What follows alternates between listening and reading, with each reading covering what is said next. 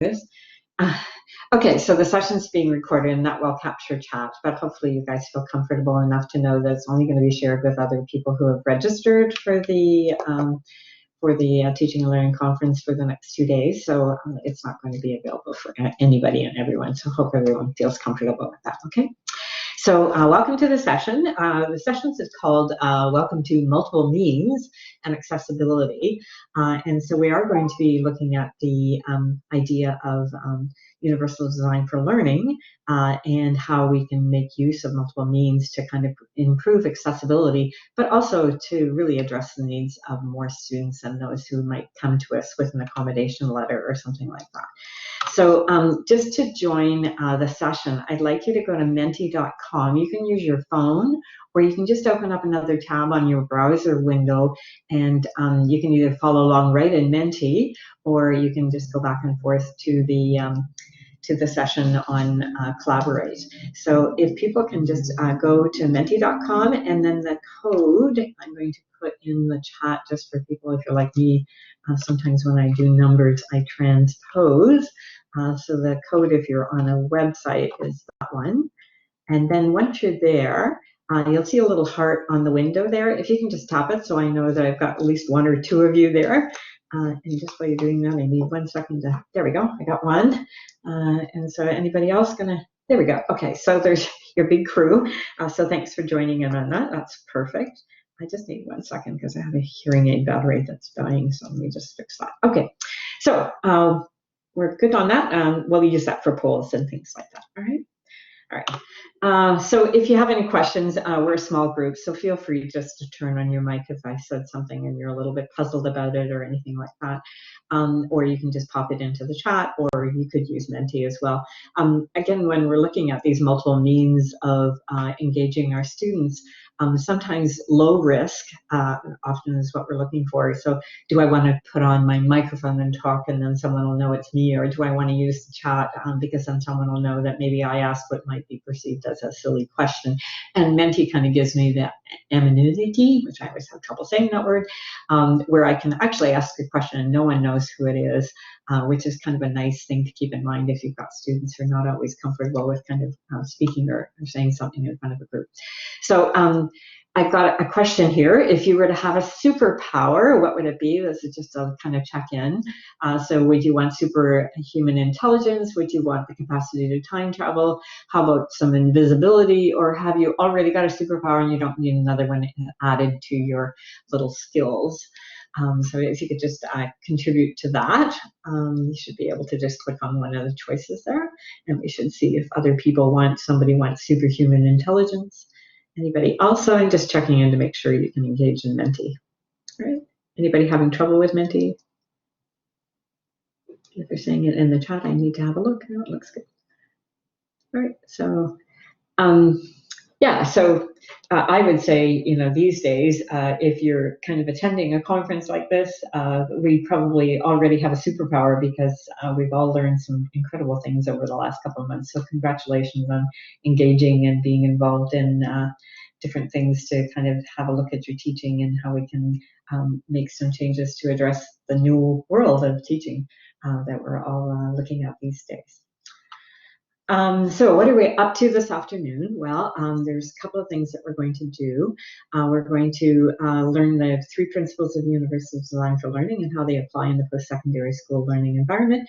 And then hopefully as we go through this afternoon, and depending on time, we'll see if there are perhaps some new apps or new things that you might want to incorporate into your teaching that is going to look at sort of engaging students, how you're representing your content.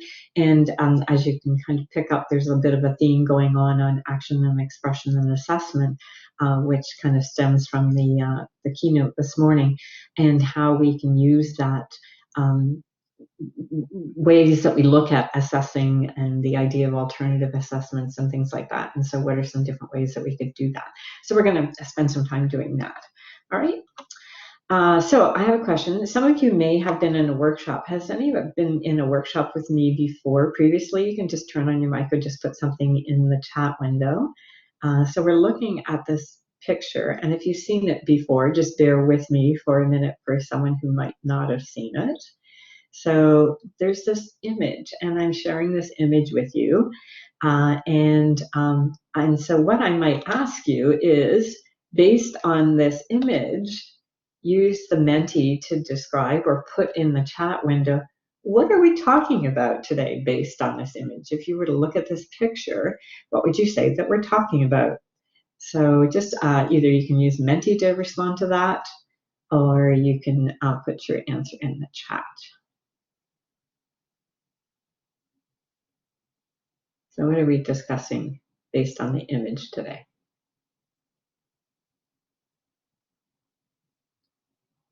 Melanie says that she's been in this previous one, so she's going to be not out the answer, which is an interesting one.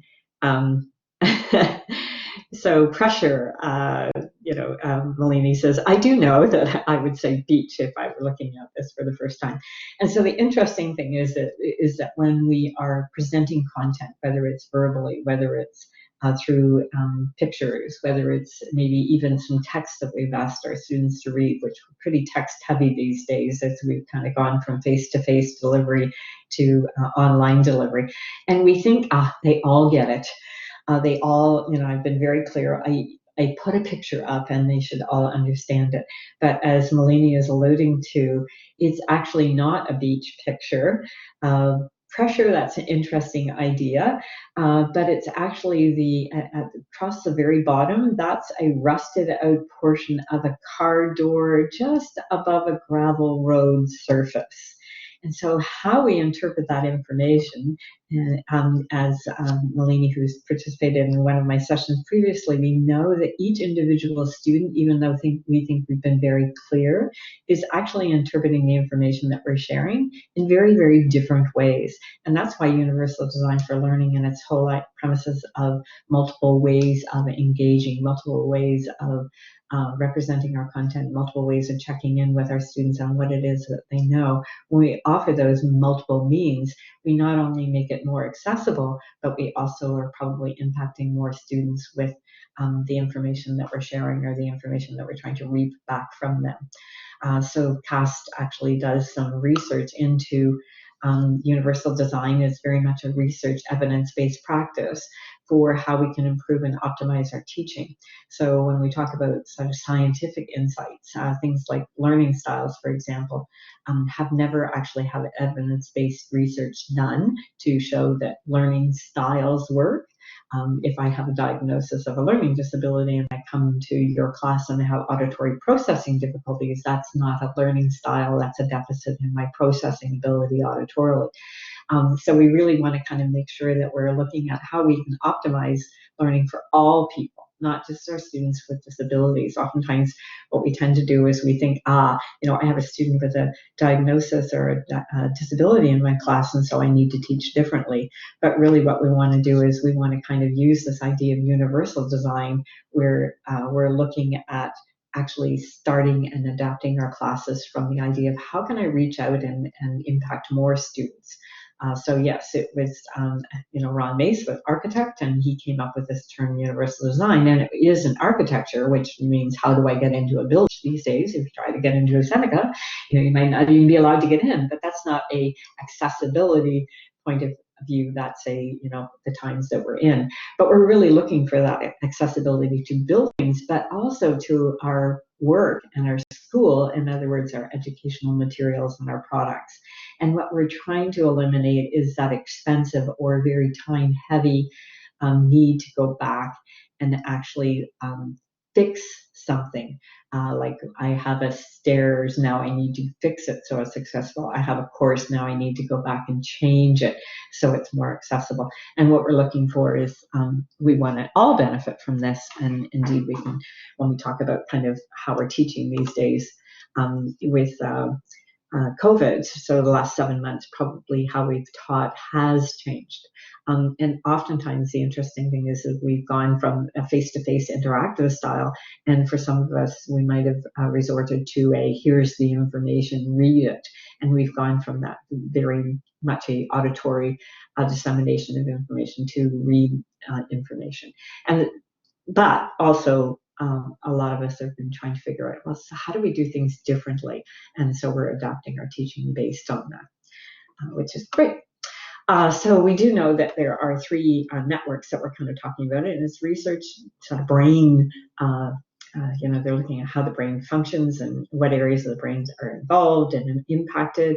And those three principles are kind of what we're looking at is the recognition. So, what are you teaching? How are you presenting what you teach? I'm talking, there's visuals.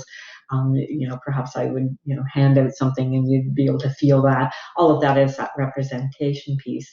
Action and expression is, what we alluded to this morning at the end of the talk was, well, that's really interesting when we look at academic integrity, but how do I get my students to show, and the idea of alternative assessment.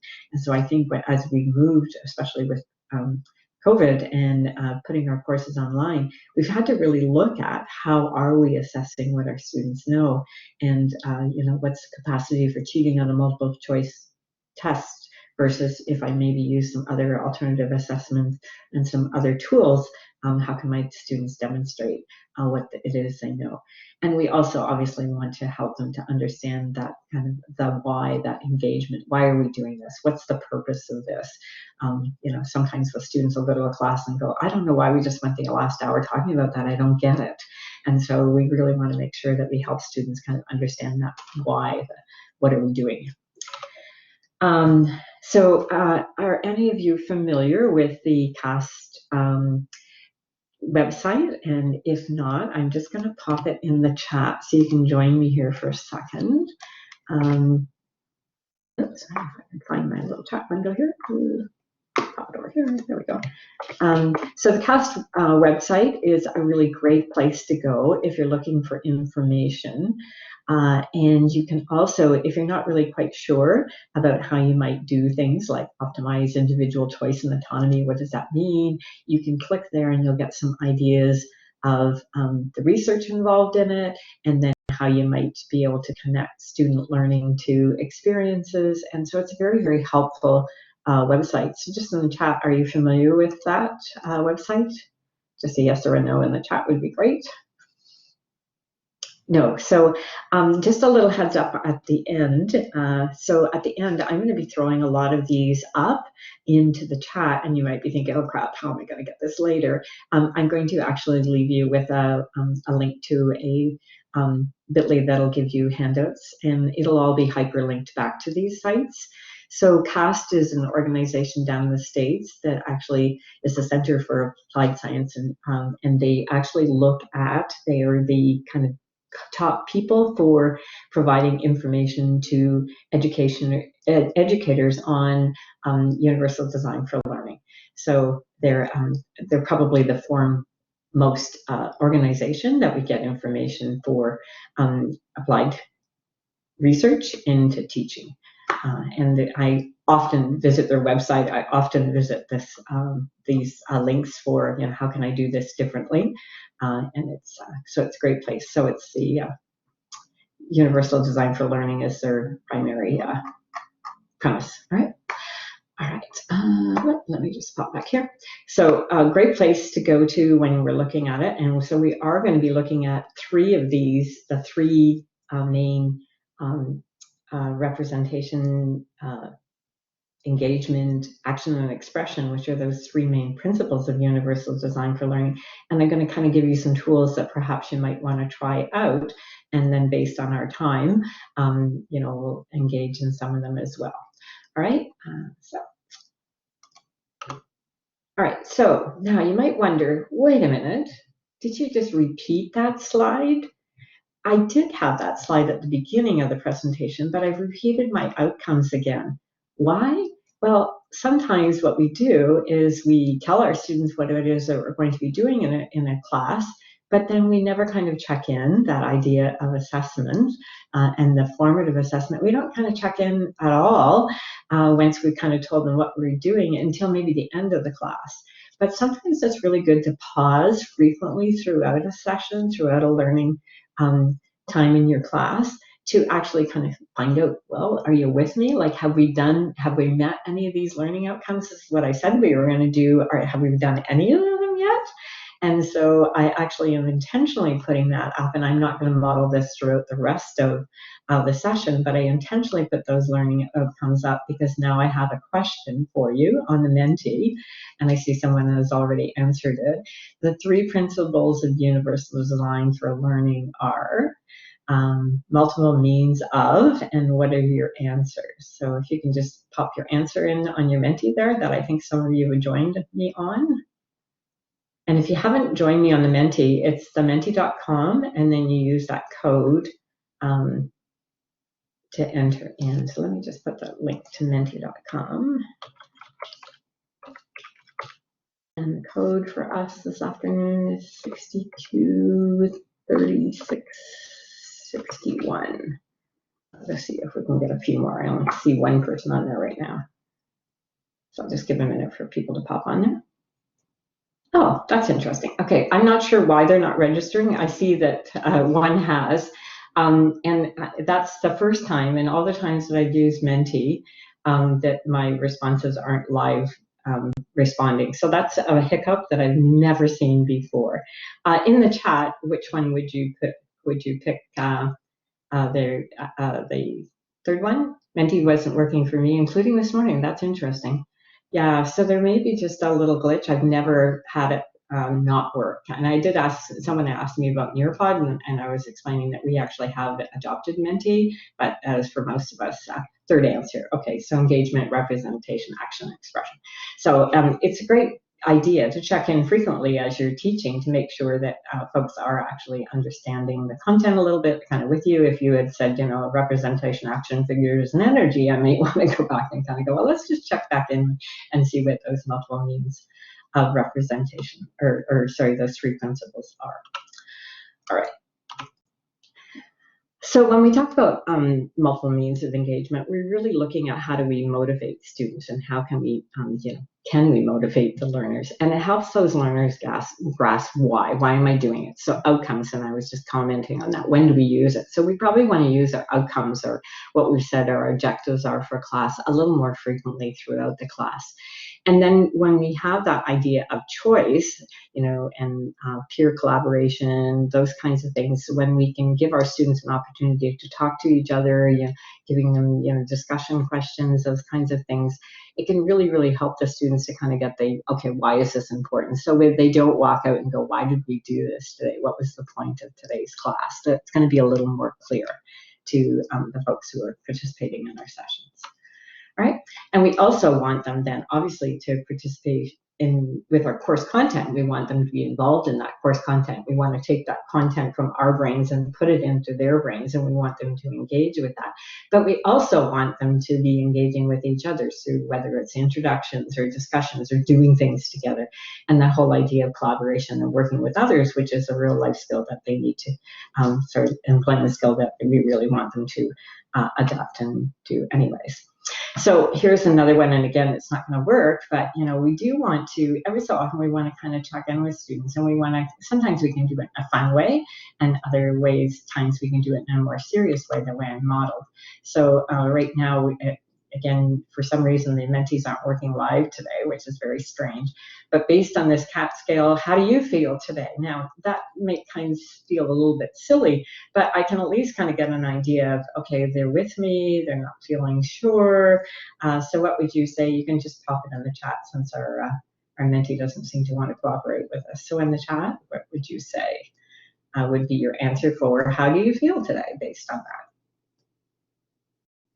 I'll just wait for somebody to pop it in the chat too. All right, so, all right, so I choose the happy cat. All right, and which one's the happy cat? Well, we're going to come back to this slide in a minute because it's an interesting presentation that was done intentionally. Okay, so really what we're talking about is kind of icebreaker activities. And we typically, when do you, so you can either turn on your mic or pop something in the chat, when do you typically use an icebreaker activity? Somebody want to just speak to that? Start a class, beginning of class. And that's kind of interesting, right? That we do tend to kind of do those kind of icebreakers at the beginning of class. I'm going to just pop the link into this website so you can join me there. And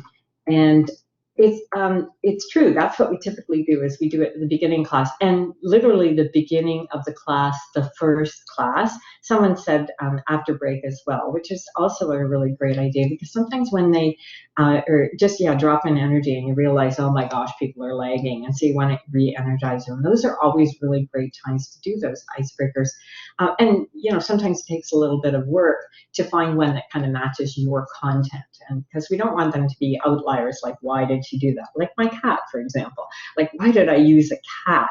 How's that fit with what I'm doing? And so we want to kind of help students, even in our energizers or even in our icebreakers. We want to see how they kind of get the relevance of what we're doing. These days, because of being online and being in this online environment, if you Google online icebreakers, you'll find that you will find a whole bunch of them. And so I did some searching and found a couple of icebreaker websites that are for virtual, adult virtual, so you're not necessarily face-to-face. And sometimes we can just find the face-to-face ones and very quickly adapt them to the virtual, online environment, which is great. So that's one just, thought. This, I'll put this in the chat as well. This is a book that you can download. Oops, not that one. I just closed it. Let me just grab it off my list here. You can go and get this PDF of this book. There it is. Sorry, I just managed to close the link instead of opening it for you. And I just pop it in the chat. You can join me there. It's a full PDF of engaging online learners. And if you just scroll down, it looks like the first couple of pages, don't be frightened, they are blank, but then as you get down, you'll see some of the things around learners online, adapting classroom-based activities. So this is a nice free resource that you might want to have a look at and explore a little bit if you're looking for some other ideas. All right. Anyone seen that one before, or are these new? Just, you can either do a little thing in the chat or turn on your mic. New stuff? Great. Okay, wonderful. All right. So we're just collecting some icebreakers. Edpuzzle. How many of you are familiar with Edpuzzle? Again, we're looking for engaging students. So I see one yes, and so you've both used it. So I'm not going to get you to go out and do an Edpuzzle, but they're really good for classroom engagement. And they're critical, or they can be critical depending on how we use them. So oftentimes students don't know why they're doing something. That's that whole principle of engagement. Well, if we ask them questions as they engage in the material, it helps them understand why you asked them to watch a video. So asking them questions throughout can be really, really a good premise to follow. So that was very quick engagement, because as we look at some of the other things, as we move to representation, you're going to see that a lot of the tools or apps that we kind of talk about for using for multiple means of representation also are tools that actually help students be engaged in the material and things like that. But we do want to help our students kind of get that why are we doing this, and help them understand that a little bit better. All right, so representation, one of the sessions this afternoon is on science of learning, and I actually borrowed, with permission, the two icons there that are the idea that when we're representing material, we don't want to just kind of get into the text-based delivery or text and audio delivery without kind of combining some other methods and ways for students to get that content. So even this idea of dual coding, when we just have words, is there value in, the whole premise of a picture is worth 1,000 words. However, with my little introductory activity, we want to combine. We don't want to be exclusive to visual. We don't want to be exclusive to text. We want to combine those together to kind of help that representation and that understanding of material. And even things like helping students understand the symbols or coding, or activating their knowledge of what do you know and where we're going to going forward, and processing those visual informations, and then transferring, like, what are the examples that I want to give that are going to help you actually then process and add this to your own teaching content. All right, so we're going to explore that a little bit more. I'm going to put the link to this video in. Have either of you seen the video? Just let me know if you have. I like the way she introduces the topic. So because we can't share audio, what you're going to do is you're going to go watch that video. It's about 1 minute and 17 seconds. So I'll wait for you to come back. And if you've already seen it, you can just hang back with me. So Sylvia, if you want to just go do a quick watch of that, we'll just wait for you, and I'll just turn off my mic for a second. Okay?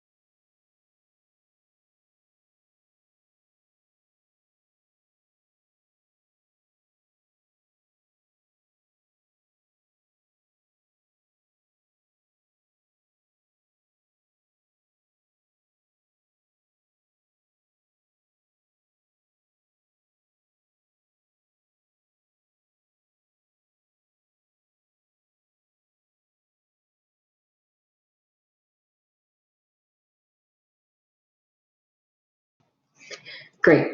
So I really like what she's done there, but I think the most critical piece that I like of what she's done is, what does she start with? So just use your mic. What does she start with?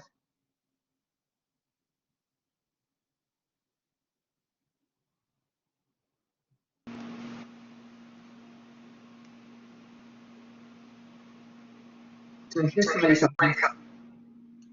Sorry, say that again?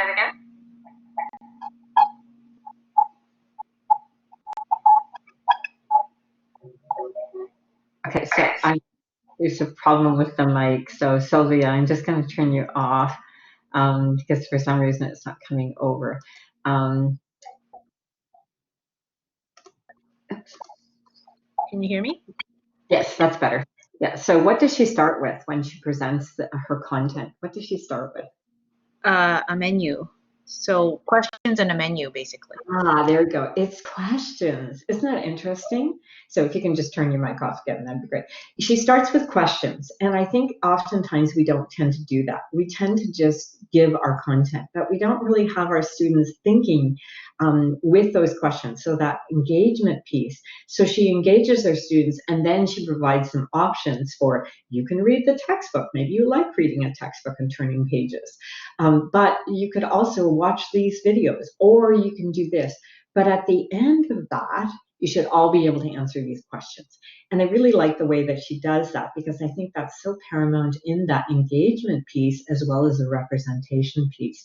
On, here's a question, why are we doing this? This is what we're up to. And at the end of this, come back and tell me. So that's, again, with the ed puzzle, we want to kind of, do we start with, pause, in 2 minutes, I'm going to ask you a question, and it's going to be about, we tend to say, watch this, and then we ask the questions. So I think it's really interesting when we talk engagement and when we ask those questions, it's an interesting thing to consider. Okay. Are any of you are familiar with the Read Write Gold license for Seneca students and faculty? And I'll give you just a quick bit of information about it. What it provides for students is they can convert text to an audio file, or they can select and listen to some text on their computer. It also supports with writing. They could listen to something that they've written to see if it sounds proper. Are you familiar with Read Write Gold, either one of you? Let me see, somebody's in the chat here, so let me just go back and join you. So I got the cool, but what about Read Write Gold? Anyone familiar with Read Write Gold? It is software that any student can download on their computer. So in your handout that I'm going to share at the end, you can go and actually download the software onto your computer, and you can also provide that information to your students. We talk about the conversion from face-to-face teaching to what we're doing online, and now the expectation is a lot of read this article, read this webpage, read this, and we've gone from very much a conversational teaching style to a lot of text. And for some of our students, it's, oh my gosh, one more thing to read. And so providing that software to them could mean that they could actually put a set of earphones on and listen to an article, say perhaps while they're making dinner or something like that. Someone mentioned the fact that there's some things with Blackboard and some upgrades to Blackboard, and there's some other things that are going to be coming out, we hope soon, called Blackboard Alley, that'll allow students to download different versions of content that you do put up in, say, an audio format or something like that, or a format that's a little more easy to read on a device than what you might normally post. So that's cool. I don't know if Kevin mentioned that in the one session someone had mentioned that they were in. So it's called Blackboard Alley. So we're looking again for this multiple means of representation. Do I have to read it with my eyes in order to get it in my brain? Probably not. I could read with my ears. Again, if I'm, maybe just bouncing a toddler on my lap while I'm listening to something. So it's really cool that we have the technology to do that. So that'll be in your handout. The closed captioning, one of you were in my session this morning and you saw the closed captioning as I was doing the PowerPoint. I'll just demonstrate how that's also enabled now in Google Slides, if you're not familiar with that. So I'm just going to slip over here and I'm going to go to present on a Google slide. And one of my options down here on my menu bar is closed captioning. So now I can actually have closed captioning on the bottom as I'm presenting my content. The nice thing about this is that not everyone, again, may hear and process a word the way that I intended. And there are errors there, and you'll notice on my slide, I had actually commented on that. So, I've got a couple of mice here that are in our teaching and learning center, and they were notorious for doing, sort of getting into everyone's business and appearing where they shouldn't be.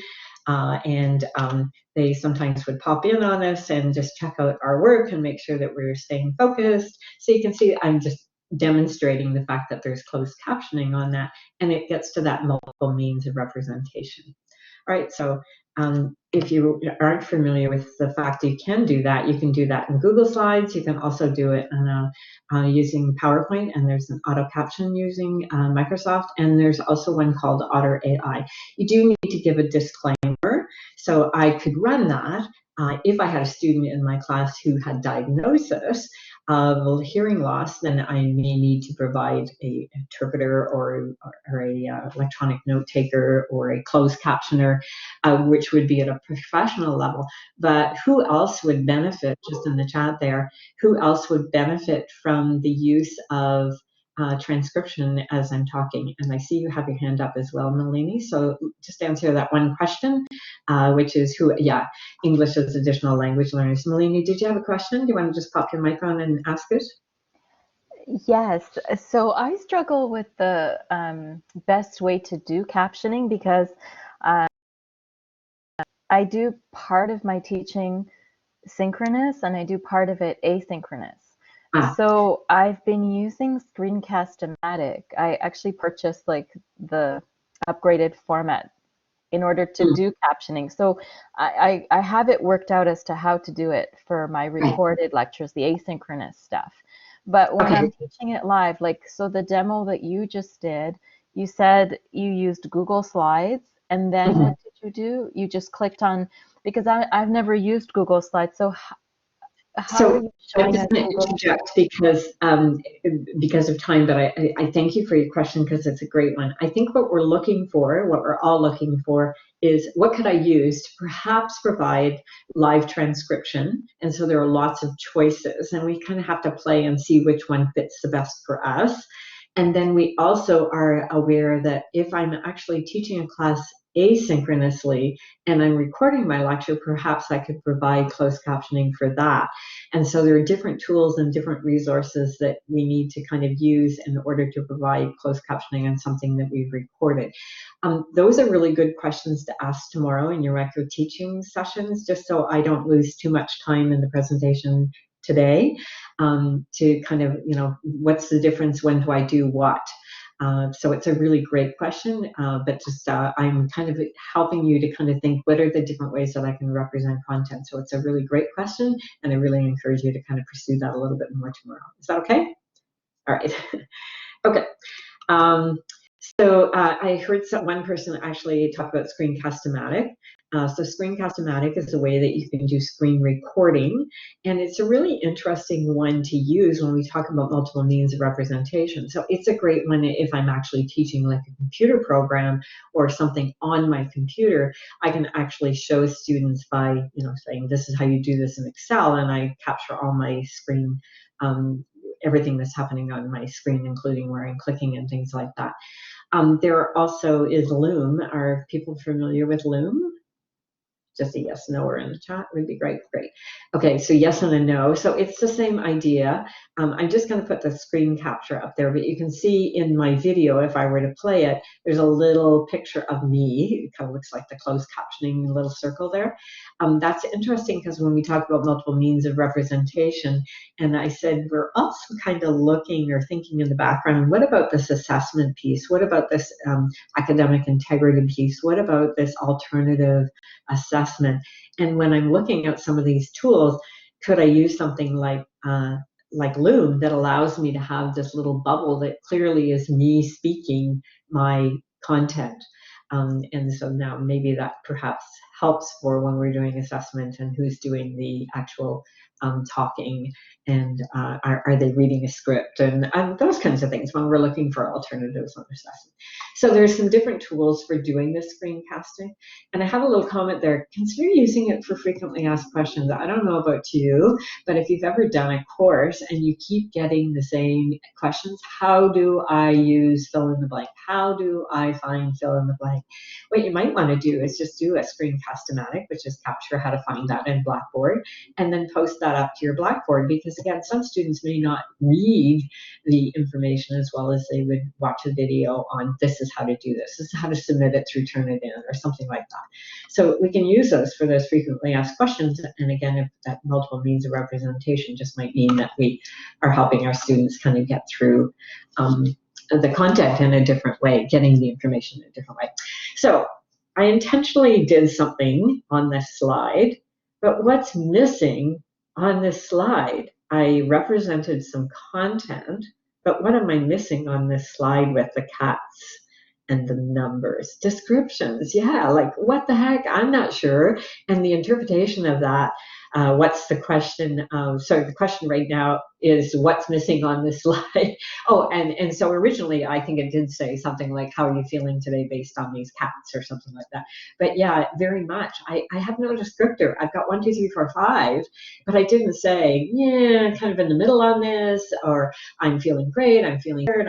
So it was totally up to you to interpret those visual images. And so again, when we're talking about multiple means of representation, we want to be clear on what our visuals are actually portraying, right? VoiceThread, anyone familiar with VoiceThread? Shall we just a real quick, I got a yes for VoiceThread, no. All right, so I'll take 2 seconds to send her off for that one, if I can just find the little video for that one. There it is. So I'll send you off there. It's about 1 minute, 20 seconds, and I am kind of aware of time, but I think we have enough time to let you head off there and watch that. And I'll just be quiet for a minute and sip a coffee.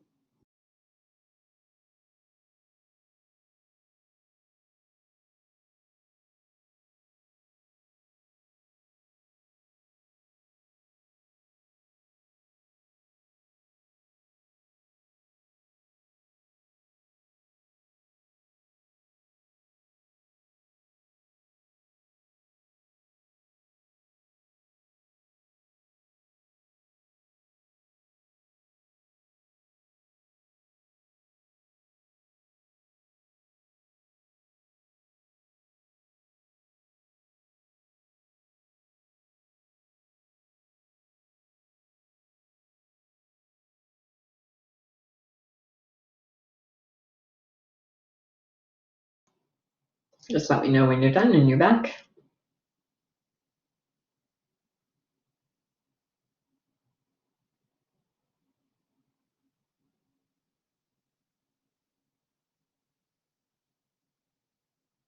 So Sylvia, have you used VoiceThread in your course?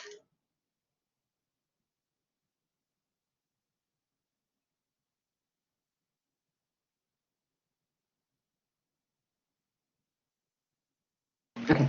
Hi, yeah, I'm back. Sorry, I was still watching the video. Oh. Yeah, I was introduced to VoiceThread, so I tried to play with it, and I know that Seneca links up with VoiceThread, but I've been having difficulty with the single sign-on through Seneca. Okay, so in the handouts that I'm going to give you at the end, I do link you to the Seneca page on VoiceThread, so if you're having some difficulties, perhaps that'll help. Again, when we talk about multiple means of representation, it's kind of nice because there are some options there. You know, I could say my piece, I could record my piece with a video, or I could type my piece. And so again, having those options for how you're portraying your content. And then again, just keep in mind the fact that, you know, assessment and what can we use. I remember a story a little while ago of a faculty member who was talking about something that students had to construct. And what they were doing in the particular course is they had to construct something and then they had to submit with the construction of the item, a write-up of how they constructed it. And all of a sudden he thought, what am I doing? This is so arduous to mark. And he cease and desist and had the students started to video record them actually making the item that they had to submit as a participation. Padlet, how many of you are familiar with Padlet? And I just want to make one quick comment on Padlet because we're talking about multiple means of representation. If I can just find my little Padlet there. There it is. Okay.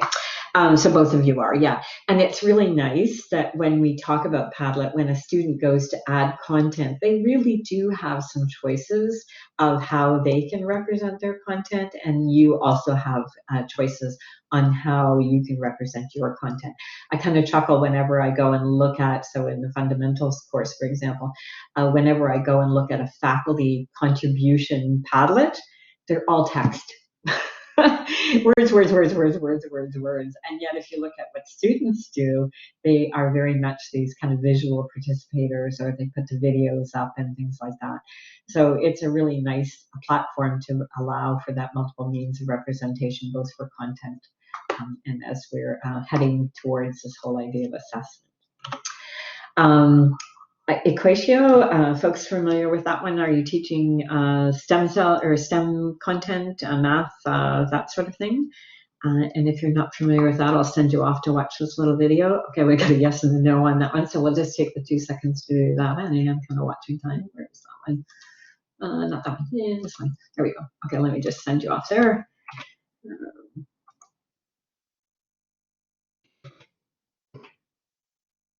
So Melina, we'll just let Sylvia go off and watch that just for a second, if you don't mind.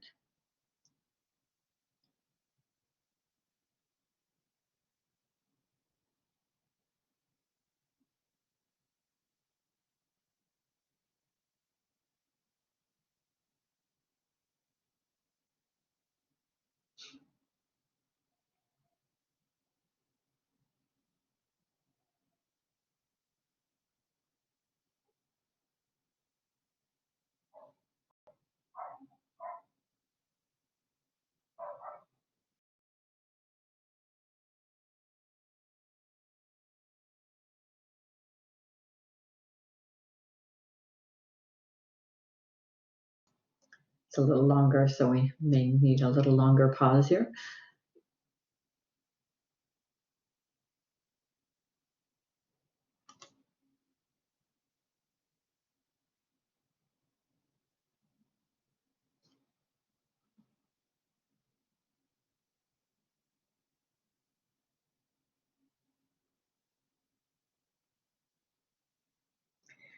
So just in the interest of time, I'm going to start talking. The nice thing about Equatio is that if you are teaching any maths or STEM program courses, You and students can both download this for free, much the same as we can for Read Write Gold, which provides that reading of text capability. And so in the handouts, I give you information on how to download the Read Write Gold program.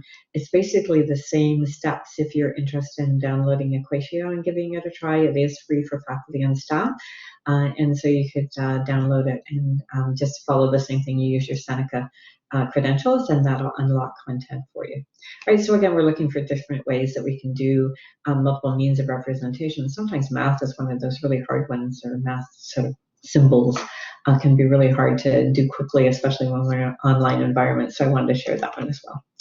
So as you've been hearing me say throughout, I keep kind of giving this nod to the fact that we're really also looking at, in these 3 principles of universal design for learning, we're also eventually looking for some feedback from our students who we want them to express and be active to demonstrate competency.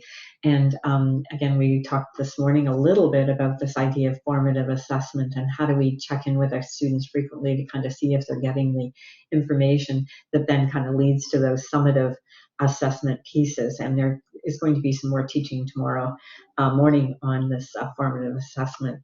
And so we know that assessment is supposed to be ongoing. So it's not supposed to be, it's midterms, it's time for me to put my assessment hat on, and it's finals, so, where did I put my assessment hat? And we're looking for varied, because there are different ways that students can actually demonstrate competency. Just because I don't know how to, draw something doesn't mean that I don't know the content. And so I might be able to give you a picture that does exactly the same thing, even though I'm not drawing it. Now, obviously, if I'm in a visual arts drawing course, I need to draw. But even that, we talk about animation and the different tools that we are using and developed. So we're looking for ongoing assessment. We're looking for varied assessment. And we're looking for explaining, the assessment. And this authentic piece, it's interesting in my hat of counseling and accessibility services.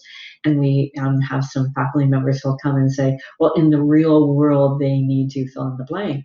And yet in the real world, who writes an essay as part of their everyday work unless you're in research? So what is authentic assessment for our particular programs? The 350 multiple choice questions have thankfully been changed to different ways that students are being asked to demonstrate competency in their content through an assignment or a project, or something like I was alluding to with the example of construct this. So is our assessment authentic as well? And that's really important to consider. And we also want to kind of keep reminding ourselves that there's different kinds of assessments. So that diagnostic assessment, what do you already know? Did I check in to find out, do you know anything about universal design for learning and how it applies to those 3 principles? So what do you already know? And then how can I adjust that, knowing that maybe later other people are going to be listening to this recording and not privy to some of the initial teaching that I was giving.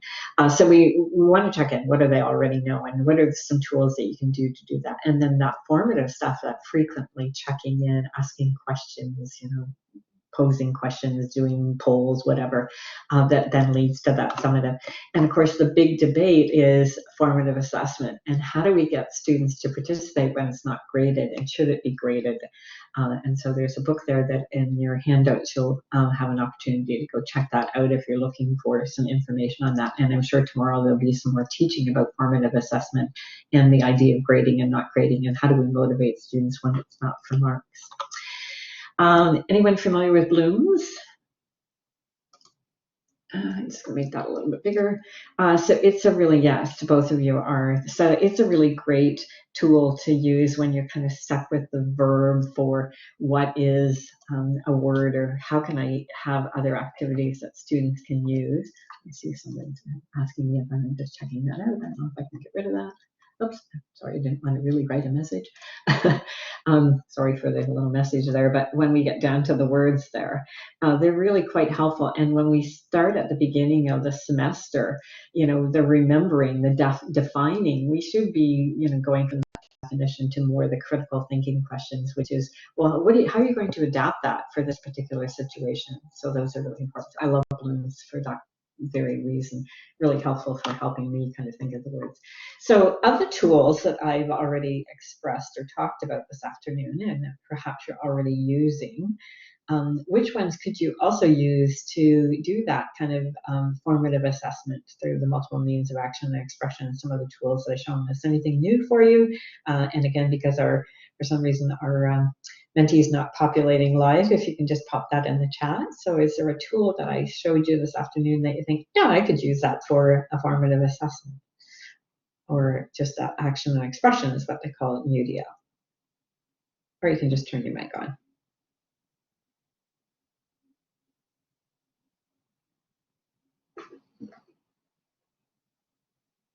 Anything pop into anyone's mind? Yeah, the Padlet. Yeah, that's a great idea. Yeah, it's a good one. Anything else? Mentimeter, yeah. Yeah, so there's lots of those tools. The Menti polls, yeah, that's a great one. But even things like oh my gosh, I'm drawing a blank on the video one. Isn't that awful? Not that one. What's it called? Somebody help me out here. My brain's dead. But yeah, just asking students to think, not a Cratio, the one where you watch the video and ask the questions. Isn't that silly? I just can't think of the name of it right now. But yeah, embedding those questions. Thank you, Edpuzzle. Edpuzzle, right? Just going in, and VoiceThread as well. I mean, they're all tools that we can be using, not only to portray our content, but having the students come back and actually demonstrate that they've learned something. The other ones that are kind of just some other ones that you might not be aware of, there's graffiti walls. So in the class, you can have people just come up to the whiteboard and write down, sort of a response. You can write a quiz question where instead of you writing the question, the students write the questions, and they can get into groups and discuss how they might answer it, which is always a great way to kind of help students kind of control what they've learned and kind of memorize that content, giving them a wrong answer and fix it. Anyone familiar with Roll the Dice? It's an interesting one in that you actually put up a dice. So I'll put my dice up there, and then based on it's number 5. So what you would do is you would pop into the chat, or I had it set up on a Menti where you would put in something that you're still confused a little bit about. So, and that's how you can kind of, sometimes when we ask that, when we say, are there questions? This kind of helps students to kind of give you a little bit of feedback a little bit, and you might pull out some of those questions by the roll of the dice in this case, which was, what are you still confused about? If it had been a different roll of the dice, I want to remember something, I learned this today. So it's kind of a fun way to do that. So these are just some other little ideas. The three-headed expert, anyone familiar with that one? It's kind of a fun one to watch for a second. Okay, so let me just send you here. And then we'll just talk about how you can do that in your, I think that's right. Yeah, so head off for that one. It's a little long, but you'll catch on pretty quickly to what it's up to.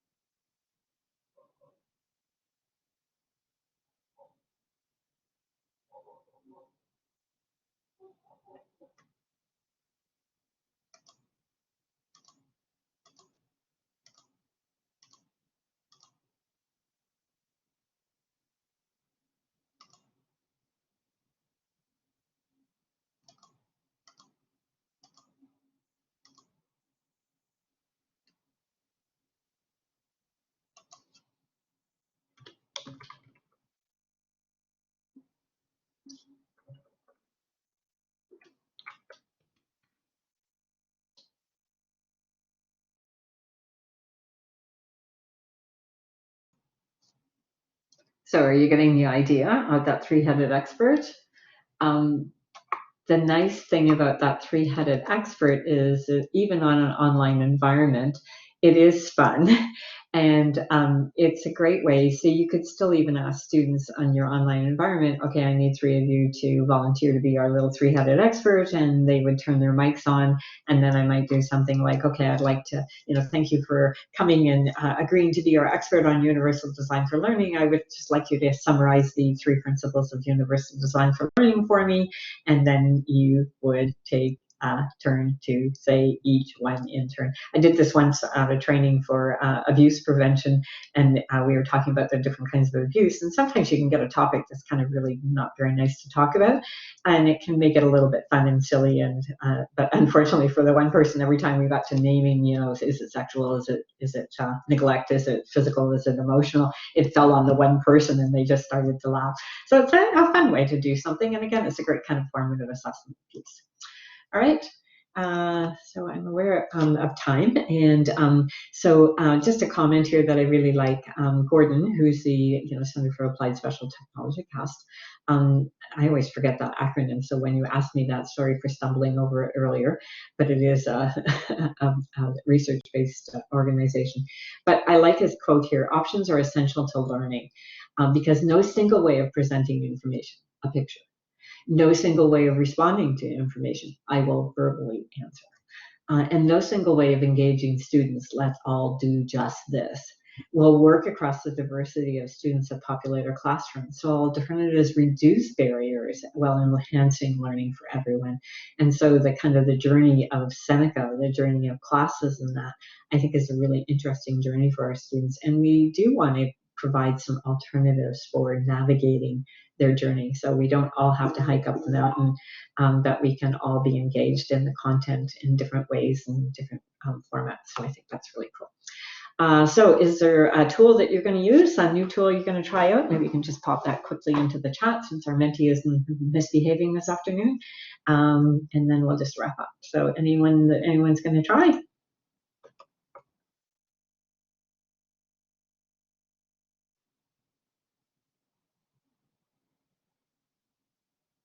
The 3-headed expert? Okay, cool. All right. So I do have some handouts for you. I'll pop that into the chat for you. Do I have it up there? Yes, I do. Let me just grab this. I'll pop that into that. That'll give you the links to anything if you're interested in exploring something a little bit further. So that's the handout.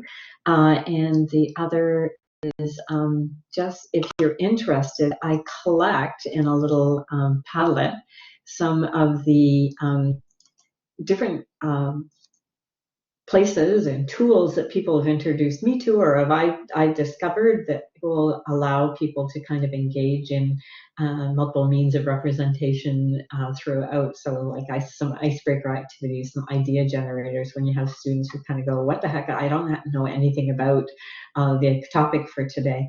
Oh, that's interesting. Okay, I will fix that. If you want to just hang on to that. I must have, when I said to share, I must have missed the click. So I'll fix that. And thanks for letting me know. I'll share that in a minute after I stop blabbing. What was I saying? Oh, all right. I think we're good on that then. I'll fix the access to the handout. And thanks for letting me know on that. So with that, I think we're going to wrap up for the afternoon. Thanks for joining in. Can I share the Padlet? Yes. The Padlet is here. Nope, not there. Here. And there's the Padlet, and I'll go fix the view on that handout. Thanks for letting me know. All right. And so I hope you enjoyed the session. I hope you got a few things out of it. You'll probably notice in your handout that I also have referred to some other resources if you're interested. So you'll be able to link to those from the handout once I fix the permissions to that, okay? So thank you for your time this afternoon, and I hope you enjoy your evening and you get to relax and enjoy your sessions tomorrow. And thanks for coming, and I wish you all the best for the evening. All right, take care.